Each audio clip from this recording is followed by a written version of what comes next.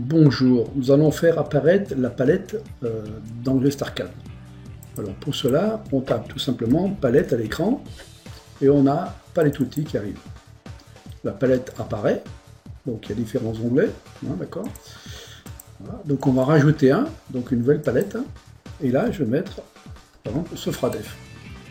Et on va pouvoir mettre les objets Sofradef dans cette palette. Donc je vais sur mon disque chercher les objets qui m'intéressent, que j'aurais téléchargés, des IP, etc. Je vais tout simplement les glisser dans la palette, donc la palette Sofradef.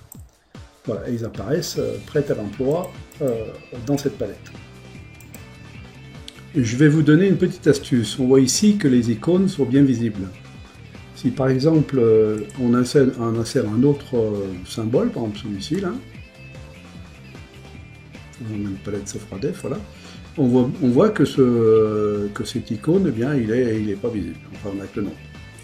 Alors petite astuce, on va ouvrir donc un exemple, un fichier par exemple, hein. On va prendre celui-ci, et là on va tout simplement venir dans le gestionnaire de calque, et on va changer la couleur par défaut. On va par exemple mettre bleu. Voilà. Donc le symbole est bleu, effectivement. Voilà. Je fais sauvegarder. Voilà, fermé. Et là, si je veux rajouter dans la palette, donc j'appelle cette palette, voilà, c'est celui-ci en haut, celui-là. Je le prends et je l'amène. Voilà, donc il a bien sa couleur qui permet de le visualiser. Parce que là, en fait, on a une couleur blanc sur blanc, enfin, le noir devient blanc, etc. Donc c'est pour ça qu'on ne le voit pas. Alors, vous allez me dire, ouais, mais il va toujours être bleu. Ben non, parce que si on l'insère, il va prendre la couleur du calque. D'accord? Donc il n'y aura pas de souci. Voilà pour la petite astuce. Nous allons mettre les flèches en place sur le portail. Donc on vérifiera que les accroches-objets, les paramétrages, on est sur extrémité, intersection, perpendiculaire, proche, on n'en a pas besoin, on enlève, voilà, on fait OK. On va également activer le mode ortho, là. OK. Voilà, et donc je prends une flèche ici, et donc je la mène à proximité. Et donc pour la mettre exactement où on veut, on va utiliser le clavier. Donc au-dessus de contrôle, on a à gauche, hein, flèche en haut.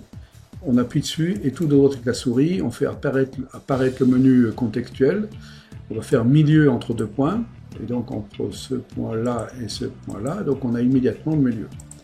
Et là, je me déplace perpendiculairement, voilà, pour le mettre au-dessus de la barre. Après, pour copier, ben, on va utiliser tout simplement des points remarquables, voilà, et comme ça, on a copié nos flèches. Pour celle-là, c'est un petit peu plus compliqué. On va utiliser, on va faire une ligne, une petite ligne d'épure. Utiliser la même fonction au milieu entre deux points. Voilà, et là on va monter, alors on va demander ortho. Voilà, et voilà.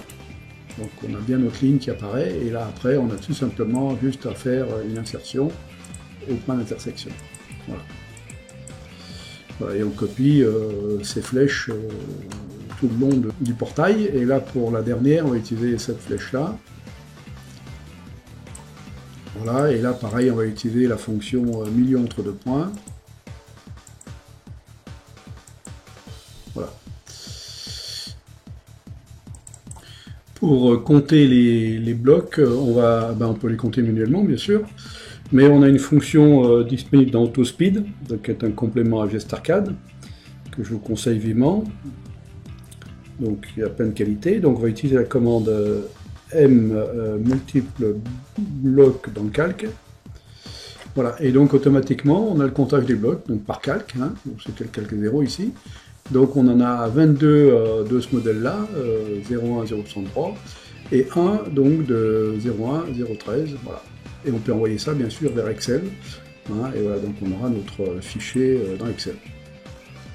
Voilà, cette présentation est terminée, merci d'avoir suivi.